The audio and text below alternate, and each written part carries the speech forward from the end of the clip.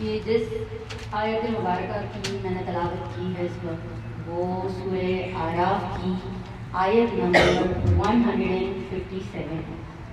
تھوڑی سی ترتیب تھی اس وجہ سے میں نے سوچا کہ میں لکھ لوں، ایسا نہ ہو کہ کوئی غلطی ہو جائے.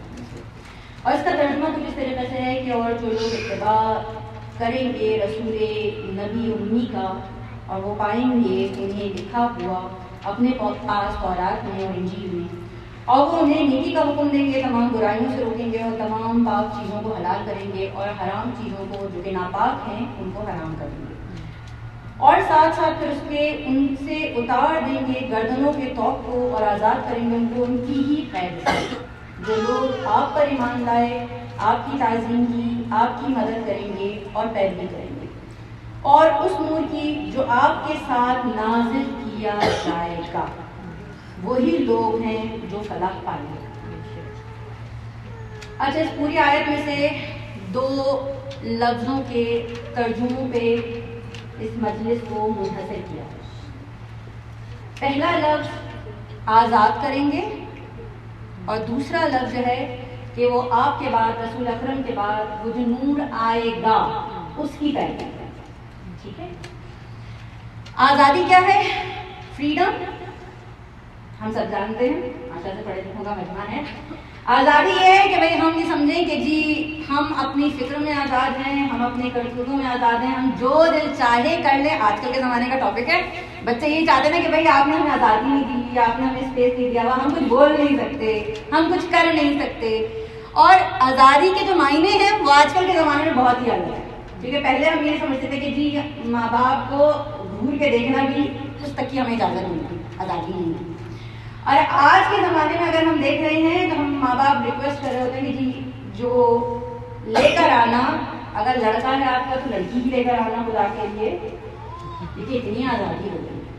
پہلے یہ ہم سمجھتے تھے کہ صرف قوم لوط کا جو عذاب تھا وہی آیا ہے، نہیں، لیکن اب تو اور بھی نئے عذاب آ گئے. دیکھیے ہیومن ڈاگ کا کانسیپٹ آپ کو ملے گا. اور کیا نعرہ لگایا جا رہا ہے کہ جی آزادی چاہیے ہمیں تاکہ ہم اپنی چیزوں کو پریکٹس کر سکیں. اللہ کیا کہہ رہا ہے کہ میں نے رسول کو بھیجا، کس لیے؟ صرف اس لیے تاکہ رسول تم کو آزاد کرے.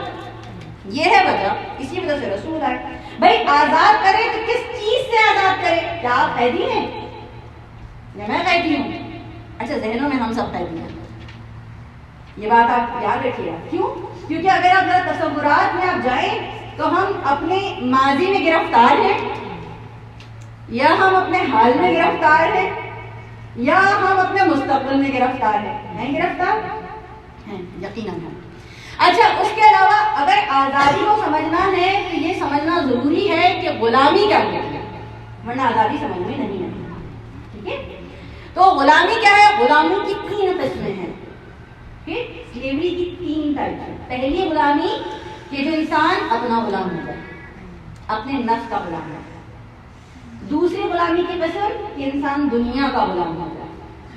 تیسری غلامی کی قسم کہ انسان جو ہے وہ جہالت کا غلام ہو جائے. اور ان 3 غلامیوں سے ہی نکالنے کے لیے رسول اکرم آئے تھے. تو پہلی غلامی اس کو لے کے میں آگے بڑھوں گی. اپنا غلام انسان کیسے ہوتا ہے؟ ہم ہوتے بھائی اپنی سوچ کے غلام ہیں. ہمارے لیے ہر چیز کمپلسری ہو جاتی ہے، اور کہیں نہیں گئے تو دیکھیں برا مان لیں. ہم نے یہ نہیں سوچا کہ یہ کام جو ہم کر رہے ہیں وہ رضا الہی کے لیے کر رہے ہیں یا اپنی رضا کے لیے کر رہے ہیں. تو ہم اپنی رضا کے لیے کر رہے ہوتے. ایک بہت مشہور واقعہ ہے کہ ایک بادشاہ جا رہا تھا اور انہوں نے دیکھا کہ ایک گوریا نشین، ایک فقیر انسان زمین پہ بیٹھا ہوا ہے. جو زمین پہ بیٹھا ہوا ہے سب چلے گئے، وہ نہیں ملا وہاں سے. بھائی تم یہ سب چلے گئے، تم کیوں نہیں ہلے؟ سقفی بادشاہ کا واقعہ ہے یہ. تو اس نے کہا بھائی میں کیوں ہلوں یہاں سے، میں کیوں جاؤں یہاں سے؟ نہیں کیوں؟ کیونکہ میں بادشاہ ہوں، اس وجہ سے میں چاہتا ہوں کہ تم یہاں سے چلے جاؤ، یہاں سے ہٹ جاؤ. کہنے لگا اچھا تم بادشاہ ہو، لیکن میں سمجھتا تھا کہ تم فقیر ہو. میں کس چیز کا فقیر ہوں؟ میں نہیں، تم غلام ہو. میں دوبارہ کریکٹ کرتا ہوں، میں اپنے آپ کو درست کرتا ہوں، تصحیح کرتا ہوں. तुम गुलाम हो। नहीं, मैं गुलाम नहीं हूँ, तुमने देखा नहीं मेरी बादशाहत को नहीं देखा, मैं ऐसे शायान शान यहाँ से आया हूँ, यहाँ से गुजर रहा हूँ, तुम मुझे कह रहे हो मैं गुलाम हूँ, मैं गुलाम नहीं हूँ, मैं बादशाह को नहीं, तुम गुलाम हो और मेरे गुलाम के गुलाम हो। कैसे मैं तुम्हारे गुलाम का गुलाम हो गया? तुम मेरे गुलाम के गुलाम इस तरह हो क्योंकि शहवत मेरी गुलाम है और तुम शहवत के गुलाम। बहुत लंबा टॉपिक है शहवत का, आज मौजू नहीं है। बहुत तरह की शहवतें होती हैं, शहवत जिस्म होती है, शहवत जान होती है, शहवत माल होती है, शहवत इक़्तिदार होती है, अपनी तारीफ सुनने की भी शहवत होती है। जबकि ये सब भूल जाते हैं कि कब्र में जब आप जा रहे होंगे तो तलकीन पढ़ी जा रही होगी तो ये नहीं पढ़ा जाएगा कि ये आयतुल्लाह थे जो मरे हैं, बस आपका नाम और इब्ने फला या बिन्ने फला लिखकर पढ़ा जाएगा, कुछ भी नहीं होगा। तो बस शहवत के गुलाम हो, तुम शहवत के गुलाम हो, इस वजह से तुम मेरे गुलाम के गुलाम हो, क्योंकि मेरी गुलाम जो है वो शहवत है, मेरा गुलाम जो है वो शहवत। अच्छा, दूसरी किस्म क्या है? दूसरी किस्म यह है कि आप दुनिया के गुलाम हो। देखिए, हम ये सारी चीजें परवरदिगार आलम कुरान मजीद में इरशाद फरमा रहा है कि जो सारी चीजें हैं, ये पूरी कायनात, ये सब कुछ मैंने तुम्हारे लिए खल्क की है, तुम्हें इन सब चीजों के लिए खल्क नहीं किया। लेकिन हम दुनिया के ऐसे गुलाम हो गए, हम भूल गए सबको और सब कुछ भूल गए। हमने ये भी नहीं सोचा कि देखें दुनिया के मायने क्या थे। अगर आप देखें जिन्होंने अरबिक ग्रामर पढ़ी है उन्होंने बात अच्छी तरीके से पढ़ी कि एक लफ्ज़ होता है अफल तफदील, जिसे कहते हैं हम इंग्लिश में कहते हैं सुपरलेटिव वर्ड्स, पता है आप सबको माशाल्लाह से। तो जैसे कि एक लफ्ज़ है अली, बुलंद, अली मतलब बुलंद, अली की सुपरलेटिव फॉर्म क्या है? आला, मेल, कुलिया, फीमेल, ठीक है। एक और लफ्ज़ है पस्त, पस्त को हम क्या कहते हैं? और हम कहते हैं करीब। उसका अगर हम सुपरलेटिव फॉर्म निकालेंगे तो अदना है मेल और दुनिया है फीमेल। सुपरलेटिव वर्ड है पस्त का, दुनिया। अब समझ में आया कि मौलाए मुत्तकियान ने तलाक क्यों दी थी।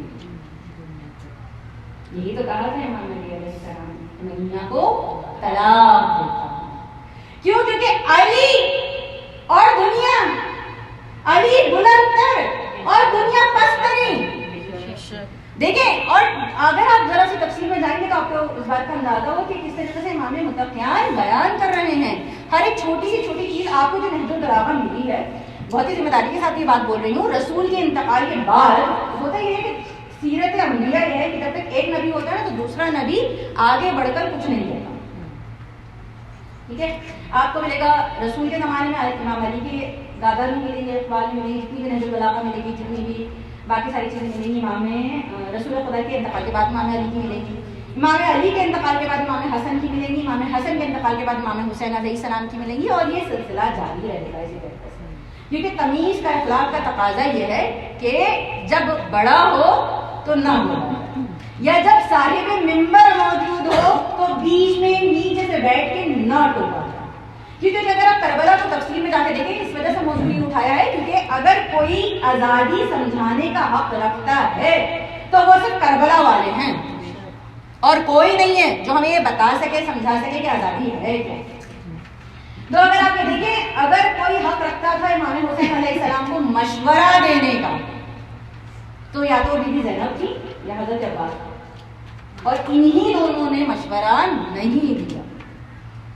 ये कितनी बड़ी बात हो रही है। और हमारे यहाँ मशवरा मुफ्त है, बहुत मजे बात नहीं हो जाए।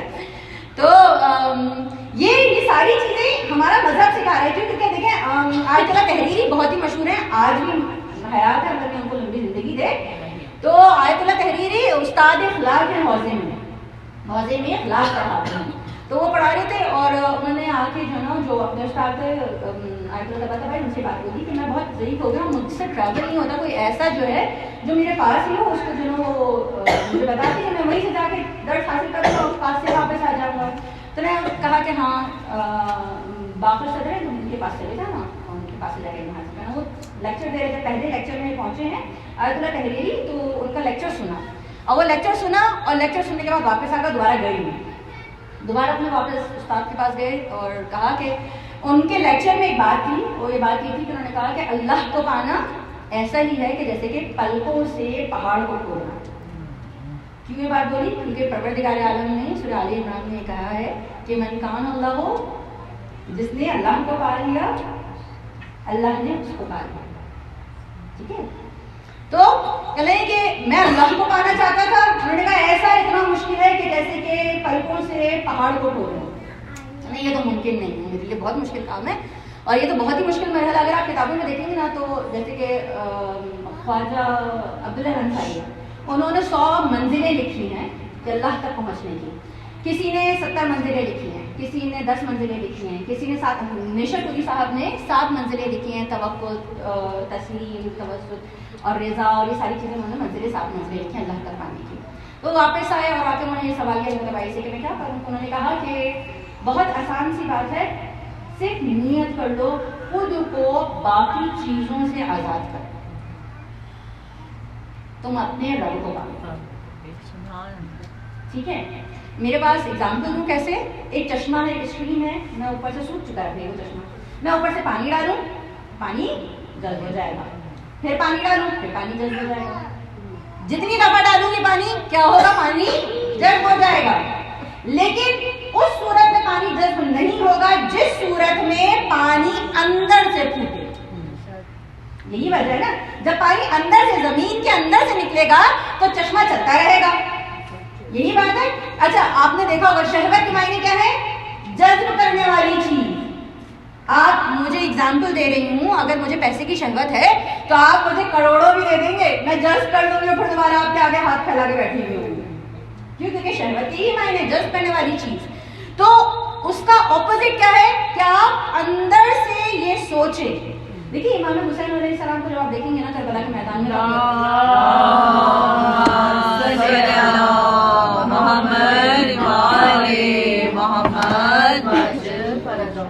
انہوں نے حر کو تب تک آزاد نہیں کیا جب تک حر نے خود کو خود سے آزاد نہیں کرا. بہت ہی قیمتی جملہ ہے یہ. جب تک حر اپنا قیدی تھا حسین نے آزاد نہیں کیا، اور جب حر نے اپنے آپ کو آزاد کرا لیا تو حسین نے کہا کہ اب تم آزاد ہو گئے. حر کے معنی ہے، اور جملہ ملتا ہے امام حسین علیہ السلام کا کہ حر تو دنیا میں بھی آزاد ہے اور آخرت میں بھی آزاد ہے. سنا ہے، بہت مشہور جملہ ہے. تو اس کا مطلب ہے کہ کچھ لوگ ایسے ہیں جو صرف دنیا میں آزاد ہیں اور آخرت میں آزاد نہیں ہوں گے، یہی مطلب ہے. اور کچھ لوگ ایسے ہیں جو آخرت میں آزاد ہوں گے لیکن دنیا میں آزاد نہیں ہے اس وقت، ہے نا. لیکن حر تم وہ ہو جو دنیا میں بھی آزاد ہو اور آخرت میں بھی آزاد ہو. بھائی آپ دیکھیے کربلا کا، اگر آپ ڈیٹیل میں جائیں گے تو آپ کو اندازہ ہوگا کہ کربلا میں امام حسین علیہ السلام بلا رہے ہیں سب کو، تم بھی آؤ، تم بھی آؤ. یہاں روکا، خطبہ دیا، لوگوں کو جمع کیا. آگے بڑھے، رکے، خطبہ دیا، لوگوں کو جمع کیا. بھائی خط بھیج کے بلوایا، ادھر بھی بلوایا، ادھر بھی بلوایا، بلوایا نا، بلوایا. اور جب بلوا لیا تو شب عاشور امام حسین علیہ السلام چراغ بجھا کے کیا کہہ رہے ہیں؟ اب تم جا سکتے ہو. بتانا کیا تھا؟ 2 طرح کی عصمتیں ہوتی ہیں، عصمت اجباری اور عصمت اختیاری. کہ جو تم نے آزادی اختیار کرنی ہے نا وہ اختیار کرنی ہے، وہ زبردستی تم پر حاوی نہ ہو. اور کیا تمہیں اچھا پیسہ چاہیے، پیسہ بھی دوں گا، چلے جاؤ، ٹھیک ہے. اچھا تمہیں جگہ چاہیے، جگہ بھی دوں گا. راستہ چاہیے، وہ 2 پہاڑیوں کے بیچ میں سے نکل جانا، میں تمہیں راستہ بھی بتا رہا ہوں. وجہ چاہیے، میرے کسی اہل بیت کو لے جاؤ، وجہ بھی دے رہا ہوں. پھر بھی وہ لوگ ایسے آزاد ہوئے کہ حسین کو چھوڑ کے جانا نہیں چاہتے. اور اگر آپ دوسری جگہ پہ دیکھیں گے تو کچھ لوگ ایسے تھے جنگ احد میں جن کو ذرا سی وجہ ملی تھی اور وہ رسول کو چھوڑ کر بھاگ گئے. دشمنان اہل بیت پہ لعنت بے شمار، اللہ نے زہرا پر بلند تر سلوات. اللہم صلی علی محمد وآل محمد وعجل فرجهم اجمعین. تو اللہ تعالیٰ سورہ آل عمران میں کہہ رہا ہے کہ ہیں اے پیغمبر، ہیں کچھ لوگ ایسے جنہوں نے اپنی خواہشات کو اپنا رب بنا لیا. خواہشات کو اپنا رب بنا لیا ہے. رب کے معنی کیا ہوتے ہیں؟ مجلس میں بتا چکی ہوں بھائی. پہلے میں نے بتایا تھا مجلس میں رب کے معنی کیا ہوتے ہیں، پھر ذاکرہ نے بھی بتایا تھا. میں پہلے جمیل کے معنی جمیلہ کے معنی میں نے بتایا تھا، پھر اس کے بعد جو مولانا آفتاب آئے انہوں نے بھی تذکرہ کیا. بتایا مطلب ماشاء اللہ سے پڑھے لکھے کا مجموعہ، دوبارہ سے ریپیٹ کرنے کی ضرورت نہیں ہے. وہ لوگ جو اپنی خواہشات کو اپنا رب بنا لیتے ہیں، مطلب وہ ان کی مانتے ہیں، اپنی خواہشات کی مانتے ہیں. ٹھیک ہے. شرک صرف یہی نہیں کہ آپ کسی اور کو فزیکلی کہیں کہ جی ایک اللہ نہیں کہیے ہے، یا کوئی بت نہیں ہے، کوئی ایک ہے، بلکہ یہ بھی شرک میں ہی شمار ہوتا ہے کہ ہم اپنی خواہشات کو اپنا رب بنا لیں اور اتنے حاوی ہو جائے کہ بھائی آپ نے یہ نہیں لکھا تھا. بہت معذرت کے ساتھ سر نے مجھ سے پوچھا کہ تمہارے نام کے ساتھ کیا لکھوں، تو میں نے کہا یہ میرا پورا نام ہے، کچھ لکھنے کی ضرورت نہیں ہے. کیوں؟ کیونکہ مجھے پتا ہے کہ یہ ساری چیزیں دنیاوی ہے، یہیں رہ جائیں گی. یہ خواہشات ہے، انسان کو اس سے اوپر اٹھنا ہے، اس سے نیچے نہیں گرنا، نیچے نہیں گرنا. کیونکہ اللہ تعالیٰ یہ کہہ رہے ہیں کہ خلقت جو ہے وہ انسان کی وہ صرف اسی وجہ سے ہے. کیوں؟ کیونکہ میں نے انسان کو اعلیٰ تر بنایا ہے اور اس کو اتنا اختیار دیا ہے کہ وہ خود کو آزاد قرار لے. لیکن ہم دنیا میں گرفتار ہو گئے، دنیا میں اتنا بزی ہو گئے. اب دیکھیں ولایت علی بن ابی طالب صلی علی محمد وآل محمد وعجل فرجهم. ولایت علی اور دنیا کی محبت ایک دل میں نہیں آ سکتی. یہ بات آپ یاد رکھیے گا، کبھی ایک دل میں نہیں آ سکتی. دو اپوزٹ چیزیں ہیں. میں کہوں کہ ایک ہی ٹائم پہ رات بھی ہے اور دن بھی ہے، نہیں آ سکتی. تو جب دونوں چیزیں ایک ہی دل میں نہیں آ سکتی تو جس کے دل میں اللہ کی محبت آ جائے، رسول کی محبت آ جائے، علی کی محبت آ جائے، اس کے دل میں دنیا کی محبت اس کے دل سے نکل جاتی ہے. یہی رول ہے، ایک آئے گی چیز اور دوسری چلی جائے گی. ہمارے یہاں ایک جملہ کہا جاتا ہے کہ جب ایموشنز اوپر اٹھتے ہیں نا تو انٹیلیجنس نیچے چلی جاتی ہے. تو جب آپ ایموشن سے ہٹ کے امام علیہ السلام کو دیکھیں گے نا تو آپ کو پتہ چلے گا کہ امام کے جو واقعات ہیں وہ صرف نعرے لگانے کے لیے نہیں ہیں، وہ عمل کرنے کے لیے ہیں. یا بھائی آپ آگے بڑھو اور کر کے دکھاؤ کچھ. ہاں، اور پھر اس کے بعد اگر یہاں پہ میں کہوں کہ ایگزامپل دے رہی ہوں کہ امام سجاد علیہ السلام کا اللہم صلی علی محمد وآل محمد وعجل فرجهم. ان کا لباس لے آپ کیا کریں گے؟ سب لوگ کیا کریں گے؟ آگے بڑھیں گے، اٹھائیں گے، چومیں گے، تعظیم کریں گے، گریا کریں گے. یہی کریں گے نا. ہو سکتا ہے کوئی زیادہ کرے کوئی کم کرے، کیونکہ کیفیتیں سب کی الگ الگ ہوتی ہیں. لیکن ہم سب کے گھروں میں صنفیں سجادیاں موجود ہیں. ہم لباس کو زیادہ اہمیت دیتے ہیں، علم کو زیادہ اہمیت نہیں دیتے. کیونکہ رسول آئے تھے جہالت سے آزاد کرانے. آپ نے سنا ہے وہ واقعہ کہ رسول کے بیٹے کا انتقال ہو گیا اور اسی دن سورج گرہن لگا. لوگ آئے، لوگوں نے یہ تصور کیا کہ سورج گرہن اسی وجہ سے لگا ہے کیونکہ رسول کے بیٹے کا انتقال ہوا. تو رسول نے کہا نہیں، ایسی کوئی بات نہیں ہے، سورج کو گرہن لگنا تھا تو وہ لگ گیا. رسول کے جہالت کا فائدہ نہیں اٹھا سکتے تھے. بھائی لوگوں کا عقیدہ پکا ہو جاتا. نہیں، رسول نے جہالت کا فائدہ نہیں اٹھایا. رسول نے کہا کہ نہیں، وہ بات الگ ہے، یہ بات الگ ہے، دونوں کو ایک دوسرے سے منسلک نہ کرو. اب اگر رسول کے پاس آ کر یہ سوال کر رہا ہے کوئی، ہمارے یہاں بہت مشہور کتاب ہے، بہت مشہور واقعہ بھی ہے یہ، آپ لوگوں نے سنا ہوا ہوگا کہ حضرت سلمان روتے ہوئے آئے اور آ کر یہ رو کر کہا کہ یا رسول اللہ، لوگ میری ولدیت پر میرا مذاق اڑاتے ہیں. تو رسول نے ان سے کہا کہ اے سلمان، جا کے لوگوں سے کہہ دینا ہے کہ انا سلمان ابن اسلام ابن اسلام ابن اسلام. سنا ہے؟ بہت مشہور ہے کہ میں سلمان ہوں، میرا باپ اسلام ہے اور ان کا باپ اسلام ہے اور ان کا باپ اسلام ہے. جب باپ اسلام ہو سکتا ہے تو ولایت علی ماں کیوں نہیں ہو سکتی؟ دیکھیں رسول کا قول ہے کہ اگر تم اپنے دلوں میں ولایت علی محسوس کرو تو اپنی ماں کو دعائیں دو. اگر صرف اتنا تو جملہ سمجھ لیں کہ رسول نے یہ ارشاد فرمایا کہ ولایت علی ماں ہے لوگوں کی، تو یہ بات سمجھ میں آ گئی کہ جتنی حدیثیں تھیں وہ ساری کی ساری سمجھ میں آ جائیں گی. माँ के कदमों के नीचे जन्नत। जिसने माँ को नाराज किया उसने क्या किया? माँ का हक बाप से 3 गुना ज्यादा। अब समझ में आया कि रसूल क्यों कह रहे थे कि अगर जन्नत में जाना चाहते हो तो अली की मानो।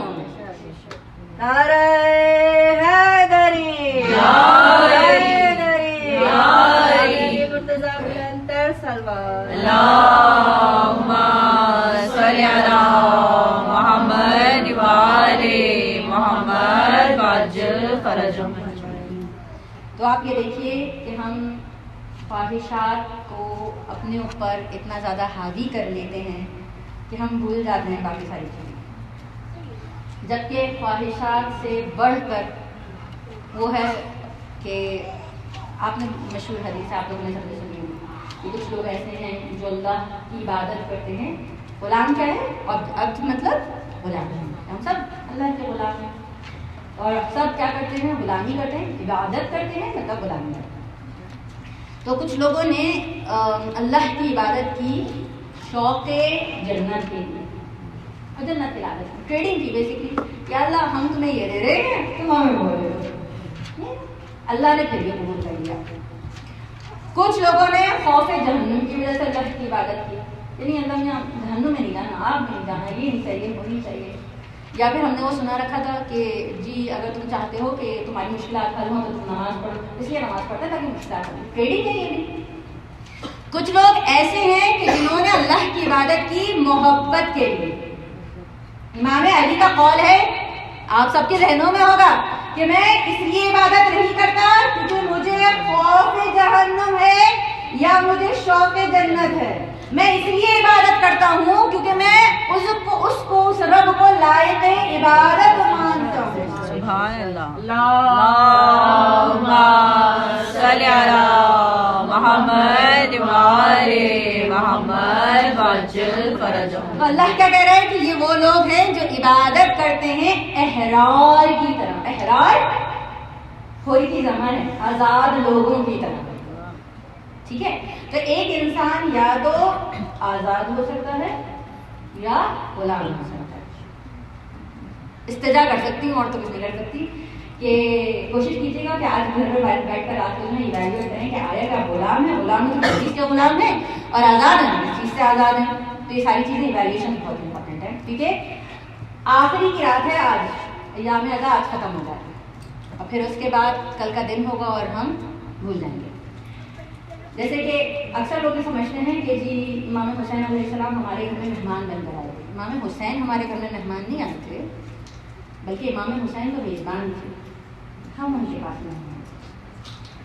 जब मैं अगर आपके घर जाऊँ और जाने लगूँ आपके घर से वापस, तो आप मुझे यही भूल ना जाना, यही होगा ना, भूल ना जाना। और जब मैं अगले साल वापस आऊँ और आप मुझसे पूछें कि जी तुम तो भूल गई, तो आप बोलेंगे नहीं, आप मुझसे कहेंगे तुम मुझे भूल गए हो, तो देखो नहीं मैं नहीं भूली आपको, मैंने आपको मैसेजेस भी किए थे, मैंने आपको कॉल भी की थी, जहाँ 4 दोस्त मिलकर बैठते थे, मैं आपका तस्वीरा भी करती थी, आपको याद करती थी। ये मैसेजेस, ये कॉल, ये सबूत है कि मैंने आपको याद रखा हुआ था। इस वजह से 1 साल बाद में वापस पलट गए। तो जब ये अय्याम अज़ा जा रहे हैं तो इमाम हुसैन अलैहिस्सलाम हमसे ये कह रहे हैं कि देखो भूल न जाना, क्योंकि इमाम हुसैन अलैहिस्सलाम का एक लक़ब है अबू अब्दुल्लाह। आपने सबने सुना, गुलामों के सरदार, गुलामों के दादा। और दूसरा लक़ब है इमाम हुसैन अलैहिस्सलाम का, अपने 4 शुरू में पढ़ा हुआ, अबुल अहरार। बताने का मकसद क्या है? बताने का मकसद ये है कि हुसैन ये बता रहे हैं कि जो मेरी कैद में आ गया मैंने उसे दुनिया से आज़ाद कर दिया। और देखिए करबला के मैदान में आपको नजर आएगा, पहले दिन से लेकर असर आशूर तक हुसैन क्या सिखा रहे हैं? आजाद होना सिखा रहे हैं। ठीक है, और असर आशूर से लेकर आखिरी तारीख तक क्या सिखा रहे हैं हुसैन? आजाद रहना सिखा रहे हैं। ठीक है, 2 अलग चीजें, आजाद होना अलग है, आजाद रहना अलग है। कौन चाहेगा एक दफा आजाद होने के बाद कि दोबारा से वो कैद हो जाए? लेकिन हुसैन सिखा रहे हैं। अब आपको नजर आएगा कि हाकिम शाम है, उसके बावजूद भी वो परेशान है, और ज़ैनब जो असीर है اس کے باوجود بھی مطمئن ہے. سبحان اللہ. دیکھیں نظر آ رہے ہیں آپ لوگوں کو؟ آپ دیکھیں کس طریقے سے زینب خطبے ادا کر رہی ہیں. زینب زندہ باد، زندہ باد، مرد آباد، مرد آباد، اہل بیت پہ لعنت بے شمار. زہرا پر بلند تر سلوات. اللہم صلی علی محمد وآل محمد وعجل فرجهم. زینب نے اطمینان سے چادر میں باندھ کے بیت کی لاش ایک ہی نہر فرات. یہ ہے آزادی کا عالم کہ وہاں پہ آپ دیکھیں کربلا کے میدان میں جو چھوٹا بچہ بھی ہے نا وہ بھی غلام نہیں ہے. کسی بچے کا آپ کو پورے مقاتل اٹھا کے دیکھ لیجیے, بڑی ذمہ داری کے ساتھ یہ جملہ کہہ رہی ہوں. کوئی بچہ بھی آپ کو کہتا ہوا نظر نہیں آئے گا کہ چلے بیٹھ کر لیتے ہیں تھوڑی دیر کے لیے, ہم سے یہ ظلم برداشت نہیں ہوا, ہم سے پیاس برداشت نہیں ہوا. بچے ہیں لیکن آزاد ہیں. اور وہاں پر بڑے ہیں. آپ نے انس کا واقعہ سنا ہوگا کہ آپ کو ملے گا بہت دفعہ جو ہے اس مطلب مجالسوں میں پہلے بھی بیان کیا جا چکا ہے کہ وہ جانتا تھا, اس کا واقعہ پڑھنے کی ضرورت نہیں ہے. اس نے جو ظلم کیا تھا امام حسین علیہ السلام پہ, وہ میں ابھی مسائل کی منزل پہ پہنچی نہیں ہوں, تو وہ کہہ رہا ہے کہ میں جانتا ہوں کہ آپ کے والد حسین بہترین انسان تھے, آپ کے نانا بہترین انسان تھے, آپ کے والد بہترین انسان تھے, آپ کی والدہ بہترین انسان تھے, آپ کے بھائی بہترین انسان تھے. اس کے باوجود بھی میں قتل کر رہا ہوں. کیوں؟ کیونکہ وہ قیدی تھا مال کا. یہی تو ہوا تھا, کربلا ہوئی تھی. امام حسین علیہ السلام آزاد کرانے کے لیے آئے تھے, اور کسی کو حق ہے ہی نہیں سوائے حسین کے کہ آپ کو آزاد کرائے. ہم نے سنا نا حسین کشتی نجات ہیں. کیوں کشتی نجات ہیں؟ کشتی نجات کیا ہوتی ہے؟ بہت ساری شپس ہوتی ہیں دریا میں, آپ کو نظر آئیں گی. کچھ شپس جو ہوتی ہیں کشتیاں سامان لانے لے جانے کے لیے ہوتی ہیں, کچھ لوگوں کو لانے لے جانے کے لیے ہوتی ہیں. ایک کشتی ایسی ہوتی ہے ریسکیو شپ جسے کہتے ہیں, جو بیچ میں ہی گھومتی رہتی ہے, جہاں پہ جس کو مصیبت ہوتی ہے وہاں پہنچ جاتی ہے, اس کو اس مصیبت سے نکالتی ہے اور اس کی جگہ پہ پہنچا دیتی ہے. ایسے ہی ہوتا ہے نا. تو حسین وہ کشتی نجات ہے. کبھی گھر کو نکالتے ہیں اور اس کو سیفٹی پہ سیف جگہ پہ پہنچا دیتے ہیں. کبھی اب دیکھیں بہر قلبی کو نکال رہے ہیں, سکون سے جگہ پہ پہنچا رہے ہیں, جان کو نکال رہے ہیں, سکون سے جگہ پہ پہنچا رہے ہیں. تو حسین جو ہے وہ کشتی نجات ہے. حسین ہی وہ ہیں جو آزاد کرانے والے ہیں, اور حسین ہی وہ ہیں کیونکہ دیکھیں آزادی ہمیں اس وقت ملے گی کہ جب ہم ساری دنیا سے آزاد ہو کر اللہ کے غلام بن جائیں گے. اب دیکھیں ایک چھوٹی سی ایگزامپل میں بہت بڑی کوئی پرائم منسٹر پریزیڈنٹ کچھ بھی لگا لیں تھوڑی دیر کے لیے کہ میں بہت بڑی پوزیشن پہ بیٹھی ہوئی ہوں, اور میں آج یہاں پر آئے گا وہ جس چیز پہ ہاتھ رکھے گا وہ اس کی ہو جائے گی. تھوڑی دیر کے لیے تصور کر لیجیے, ممکن نہیں ہے لیکن ہو سکتا ہے. تو آپ میں سے کوئی ایک ہوشیار نکلے اور آ کر میرے اوپر ہاتھ رکھے, اور آگے جب میرے اوپر ہاتھ رکھے اور مجھے چوز کرے تو جو کچھ میرا اس کا. یہی کیا حسین نے. حسین نے منتخب کیا اللہ کو, تو اللہ نے کہا کہ حسین جو کچھ میرا وہ سب تیرا. تو جب حسین نے اللہ کو منتخب کر لیا, امام رضا علیہ السلام کا بہت ہی مشہور واقعہ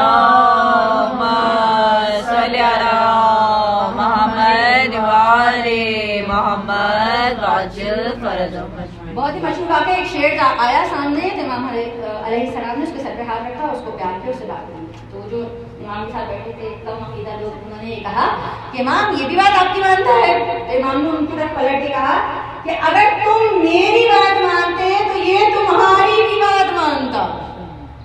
تو امام نے اتنا بلند کر دیا شیعوں کو, شیعوں کے مرتبے کو, اور ہم اپنے مرتبے کو پہچان ہی نہیں رہے, ہم سمجھ ہی نہیں رہے کہ ہم کتنے بلند ہیں, کتنے اعلیٰ مقام پر ہیں. یا میں اگر آپ کو ایگزامپل دوں کہ نبیوں میں اگر آپ دیکھیں تو نبیوں میں ایسے نبی ملیں گے کہ جنہوں نے اللہ کو منتخب کیا. بہت سارے. ایک واقعہ نہیں پڑھتے, بہت دیر ہو جائے گی. آپ لوگوں کی طرف سے جو میں چاہوں گی کہ ذرا سی نگاہ ثانی حضرت ابراہیم کے واقعے کی طرف دیجیے گا. سب نے پڑھا ہے ماشاء اللہ قرآن میں, ہزاروں لوگوں نے سنا ہوا بھی ہے. کیا ہوا تھا جب بتوں کو توڑا تھا, لوگوں نے کیا کہا یقیناً ابراہیم نے توڑا ہوگا, ٹھیک ہے. یقیناً یقین کی بہت ساری منزلیں ہیں، علم الیقین، عین الیقین، حق الیقین. تو ان لوگوں کو علم الیقین تھا، کیوں؟ کیونکہ شک تھا. ابراہیم نے توڑا ہوگا. ابراہیم نے کیا کہا کہ آپ سب جانتے ہیں کہ بھائی جو اپنی حفاظت نہیں کر سکتا وہ میری کیا کرے گا، ساری چیزیں، اور وہ ساری چیزیں آپ کو ملیں. پھر اس کے بعد انہوں نے کہا کہ ٹھیک ہے لے کر آؤ. بادشاہ نے کہا نمرود نے کہ لے کر آؤ ابراہیم کو، ہم اس سے بحث کریں گے. بحث کرنی شروع کی. کہا کہ ابراہیم، پورا واقعہ موجود ہے قرآن مجید میں. ابراہیم نے کہا کہ میرا رب وہ ہے کہ جو زندگی دیتا ہے، جو موت دیتا ہے. اس نے کہا میں بھی دیتا ہوں، اسے زندگی دے کے دکھائی ہو، موت دے کے دکھائی. اس نے کہا میں بھی دیتا ہوں. میرا رب وہ ہے جو مشرق سے سورج کو نکالتا ہے، اور اگر تم رب ہو، تم اپنا آپ کو خدا کہتے ہو، تو مغرب سے نکال کے دکھاؤ. چپ ہو گئے. اس کے پاس کوئی دلیل نہیں. میں کیسے چپ بولوں؟ یار نبی صاحب کتنی بڑی بات بول رہے ہیں، کتنی بڑی بات بول رہے ہیں کہ اگر تم رب ہو تو مغرب سے سورج نکال کے دکھاؤ. اگر کوئی ایسا آ گیا جس نے مغرب سے سورج کو نکال لیا تو پھر کیا ہوگا؟ واقعہ آپ سب کے ذہنوں میں موجود ہے. تو بتانے کا مقصد یہ ہے کہ وہ جھوٹے خدا کی اوقات تھی اور یہ سچے بندے کی اوقات. تو یہ سچے بندے اتنے بڑے ہیں کہ مغرب سے سورج کو نکال سکتے ہیں، اور وہ جھوٹا خدا اتنا چھوٹا ہے کہ وہ کچھ نہیں کر سکتا. نعرہ تکبیر، اللہ اکبر، نعرہ رسالت، یا رسول اللہ، نعرہ حیدری، یا حیدری، یا علی، امام زمانہ بلند تر سلوات. اللہم صلی علی محمد وآل محمد وعجل فرجهم. دیکھیں جب آپ کے پاس منطق نہیں ہوتی نا، ہوتا نارمل رول کیا ہے کہ اگر میں منطق کو بیان کر لوں، میں کوئی بات بیان کر لوں، آپ منطق سے دفاع کیجیے. جب منطق سے ان لوگوں کے پاس کچھ نہیں مل پاتا تو کیا کرتے ہیں یہ لوگ؟ نمرود کا واقعہ آپ لوگوں کے سامنے کیا کرتے ہیں؟ نمرود نے کیا کہا؟ آگ میں ڈال دیا. آگ سے ان لوگوں کو کوئی خاص محبت ہے. دیکھیے آپ منطق سے مقابلہ نہیں کر سکتے تھے سیدہ کا، درے سیدہ کیا منطق سے مقابلہ نہیں کر سکتے تھے کربلا کے میدان میں. تو پرانا طریقہ کار ہے ان لوگوں کا کہ جب منطق پیش نہیں کر سکتے، لاجک پیش نہیں کر سکتے تو کیا کرتے ہیں؟ آگ لگاتے ہیں. بہت آسان طریقہ ہمارے منطق کے لیے. تو بتانے کا مقصد یہ ہے کہ کیونکہ ابراہیم نے جب وہ آگ میں ڈالے جا رہے تھے اور فرشتے نے آ کر یہ کہا کہ میں مدد کروں، تو انہوں نے کہا کہ نہیں، میں نے اللہ کو منتخب کیا ہے. جب ابراہیم نے اللہ کو منتخب کر دیا تو اللہ نے آواز دی ہے نار کونی بڑھ. آپ نے سب نے سنا ہوا ہے یہ واقعہ کہ آگ ٹھنڈی ہو جائے اس حد تک، سلامتی کی حد تک. کیونکہ آپ لوگوں کو بحث ملے گی اس چیز کی کہ اگر آگ زیادہ ٹھنڈی ہو جاتی نا تو ابراہیم علیہ السلام جم کے مر جاتے. تو اللہ نے اتنا خیال رکھا اپنے بندے کا، اپنے عبد کا، کہ وہ آگ جو ہے نہ گرم ہو نہ ٹھنڈی ہو، وہ سلامتی کی آگ بن جائے. یا پھر اگر آپ دیکھیں کہ حضرت موسیٰ علیہ السلام کا واقعہ آپ کو نظر آئے گا. موسیٰ کا واقعہ بہت ہی مشہور ہے. مجھے اس وقت واقعہ موسیٰ نہیں بیان کرنا کیونکہ ہمارے پاس کہا نا کہ اللہ نے ارادہ کیا ابراہیم کو بچانے کا. دو طرح کے ارادے ہوتے ہیں، ایک ارادہ تفریحی ہوتا ہے اور دوسرا ارادہ تکوینی ہوتا ہے. اچھا، پہلا ارادہ یہ ہے کہ میں نے ڈیسائیڈ کیا کہ مجھے یہاں آنا تھا ثنا کے گھر، میں نے ارادہ کیا اپنا، ٹھیک ہے. ارادہ تکوینی یہ تھا کہ میں کہوں کہ جی مجھے نہیں جانا، اس کے باوجود بھی حالات ایسے بن جائیں کہ مجھے زبردستی یہاں پہ آنا پڑے. یہ ہے ارادہ تکوینی، جو اللہ ارادہ کر لے اور پھر اس کو تبدیل نہ کرے. اب فرعون نے ارادہ کیا کہ نہیں، موسیٰ کو پیدا نہیں ہونے دینا، لیکن موسیٰ کے لیے اللہ نے ارادہ تکوینی کا کیا کہ میں موسیٰ کو پیدا کراؤں گا، اس کی ناک کے نیچے یہ کام کراؤں گا، اسی کے قصر میں پلواؤں گا، اسی کے سامنے لا کے کھڑا کروں گا. یہی تو تھا. اب اگر آپ آئیے اور آ کر دوسرے مقام پہ دیکھیے، دوسری جگہ پہ دیکھیے کہ امام زمانہ علیہ السلام کا صلی علی محمد وآل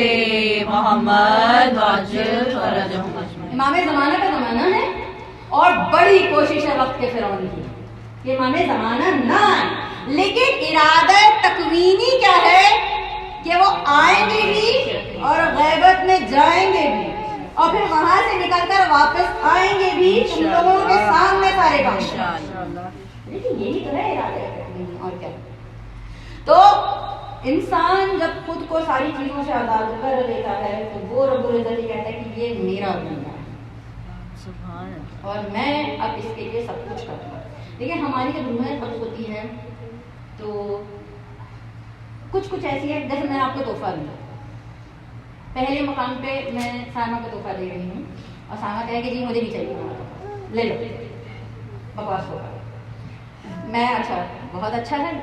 دوسری مقام پہ میں سائمہ کو تحفہ دوں اور سائمہ کہے کہ ٹھیک ہے میں رکھ لیتی ہوں، لیکن سائمہ آگے پاس کر دے یا واپس کر دے کہ نہیں واپس رکھ لو، لگ لو تمہیں مجھ سے زیادہ ضرورت ہے، ٹھیک ہے۔ تیسرے مقام پہ میں سائمہ کو تحفہ دوں، بہت ایگزام دے دیں آپ کو دے دوں، چلے آج دفعہ آپ کو دے دیا، اسما کو دے دیا، تو اسما کا تحفہ دوں، اسما اپنے پاس ہی رکھ لیں گے، یہ دیکھیں اسما کی بات پہ انہوں نے اپنے پاس ہی رکھ لیا، تو ان کو تحفہ دوں یہ اپنے پاس رکھ لیں۔ اب اللہ کچھ ہوتا یہ ہے کہ جب ہم پڑھتے ہیں اِنَّ لِلَّهِ وَإِنَّا إِلَيْهِ رَاجِعُونَ، تو یہی بات تو ہے کہ راجعون کی جب بات آتی ہے تو کچھ ارواح ایسی ہیں جو اپنی مرضی سے چلی جاتی ہیں، کچھ کو راجعی کی منزل ہوتی ہے زبردستی کھینچ کے لے کے جانا پڑتا ہے، اور کوئی منزل ایسی بھی آتی ہے کہ جب پروردگار عالم کہتے ہیں کہ اے میرے بندے میرے پاس آ جا، میں انتظار کر رہا ہوں۔ امام حسین علیہ السلام کا ملے گا۔ تو دیکھیں اگر ہم نے چھوٹی چھوٹی چیزوں کو سمجھ لیا تو ہمارے لیے مجلسوں کو سمجھنا، حسین کو سمجھنا بہت آسان ہوتا ہے، کیونکہ مقصد مجلس کیا ہے کہ سمجھیں حسین کیا ہے، سمجھیں کہ علی ابن ابی طالب کیا ہے۔ اگر آپ دیکھیں شوق کے طور پہ یہ ذرا سی چیز ذہن میں آ گئی تو میں کہتی ہوں موضوع کا حصہ نہیں ہے، ہم پڑھتے ہیں لا الہ الا اللہ، ہم پڑھتے ہیں نا، اللہ سے پہلے کیا ہے کہ کچھ نہیں سوائے اللہ کے۔ اچھا سورہ آل عمران کیا ہے؟ وما محمد الا رسول، محمد کچھ نہیں سوائے رسول کے۔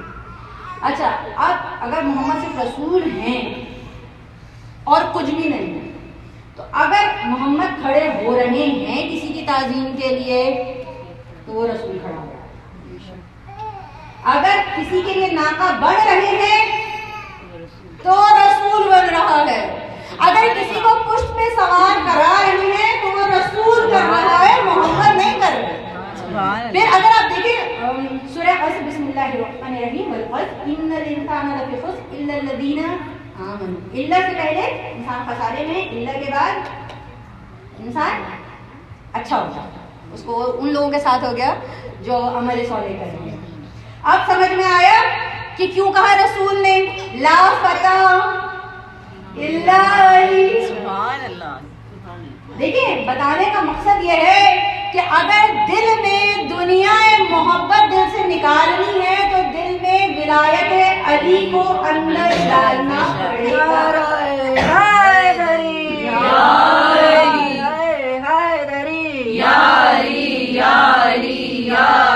مدد حق ہے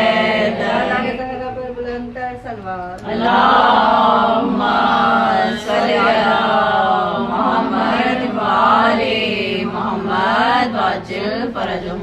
مجھے ممبر 2:22 میں ملا تھا، میں نے بڑی کوشش کی کہ کھینچ کھانچ کے بہت سارے موضوع کو چھوڑ دیا، پرچے کو بہت پہلے برابر میں رکھ دیا تھا، یعنی جو موضوع لکھ کر لے کر آئی تھی اس پہ اس کو کریکشن میں رکھوں گی، آگے رکھوں گی، موضوع بہت بڑا ہے اور وقت کی بہت اہمیت ہے۔ تو دیکھیں بتانے کا مقصد یہ ہے کہ کچھ ایسی شخصیات تھیں، کچھ ایسے غلام تھے کہ جن کو پروردگار عالم نے کہا کہ آؤ، اور ارادہ تکوینی یہ تھا کہ وقت کے امام کی حفاظت کی جائے، تو اس وجہ سے پروردگار عالم نے ان کو اپنی حفاظت میں رکھا۔ یہ آخری دن ہے اور آج ہمیں پرسہ دینا ہے وقت کے امام کو۔ کیوں وقت کے امام کو آج ہمیں پرسہ دینا ہے؟ کیونکہ آج ہمارا وقت کا امام یتیم ہے۔ کیونکہ 4 ایسے جنازے ہیں تاریخ میں کہ جو بڑی مسکینی میں، بڑی قید میں، بڑی مشکلوں میں ہوتے ہیں۔ पहला जनाजा बीवी सैयदा का, 14 लोग थे। आप ये बात जानते हैं कि दरे सैयदा पे तलाक लगाई थी, तो वो जो दर्द जलता हुआ दर्द था वो सैयदा के ऊपर कील थी जो आग की वजह से तप रही थी, और वो कील सैयदा के पहलू में जाए। सैयदा बहुत छोटे लेकिन सैयदा का जुबान ताले से मिलता है क्या मज़ा मेरा मोहसिन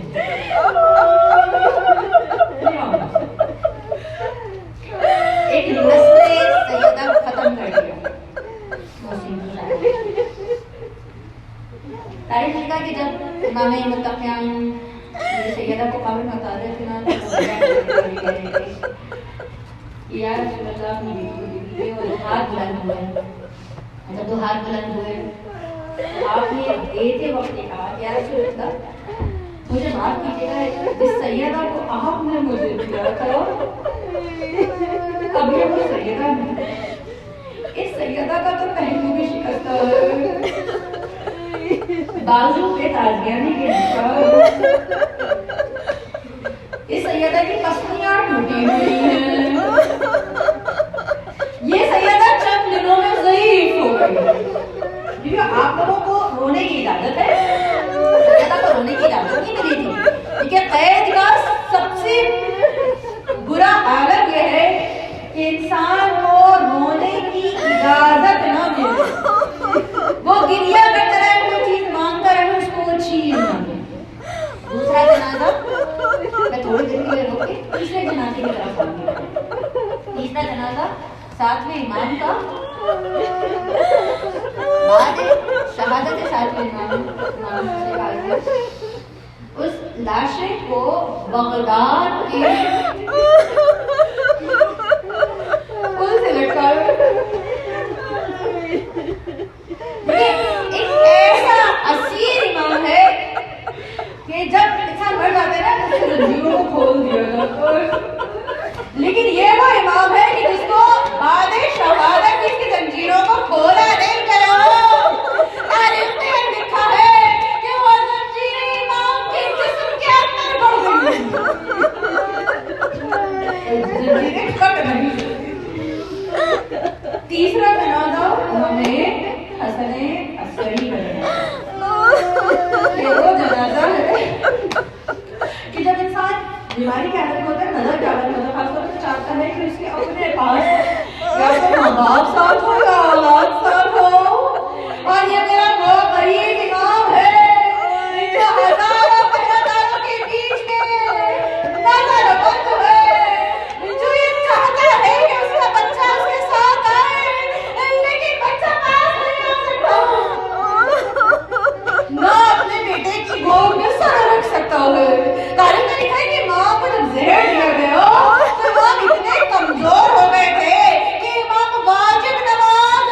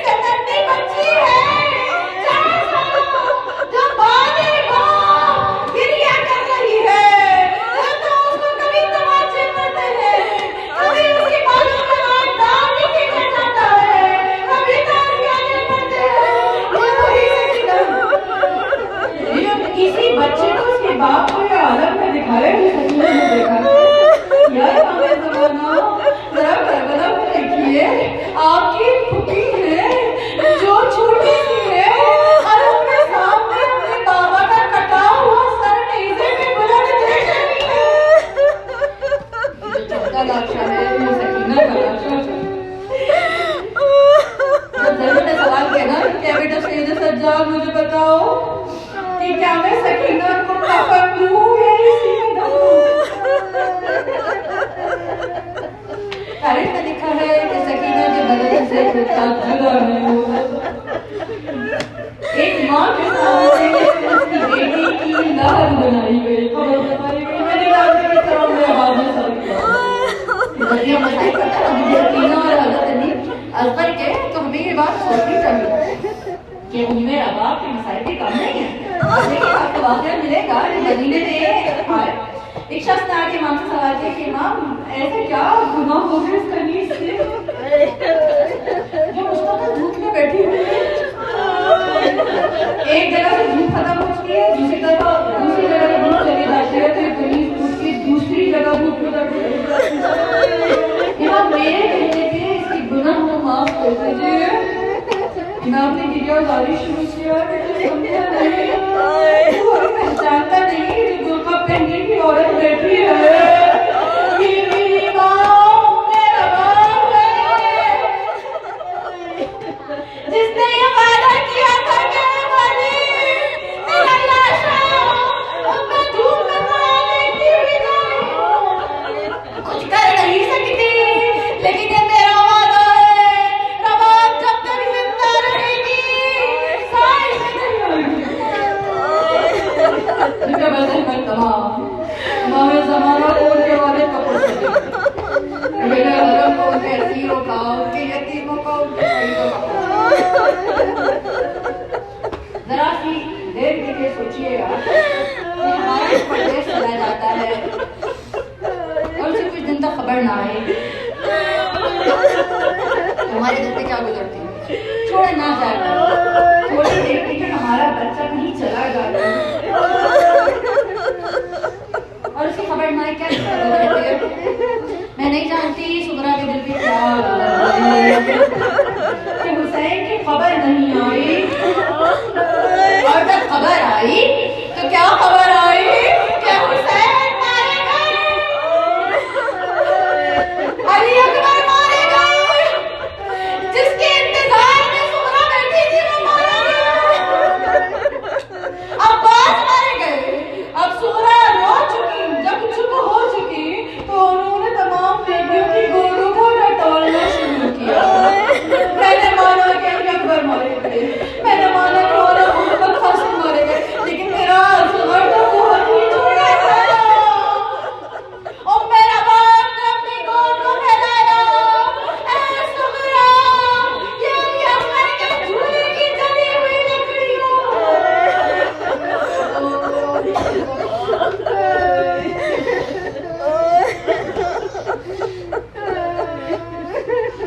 ऐसे वाले हमारी इस करीब इबादत को कबूल फरमाए। बहुत गुनाहगार है।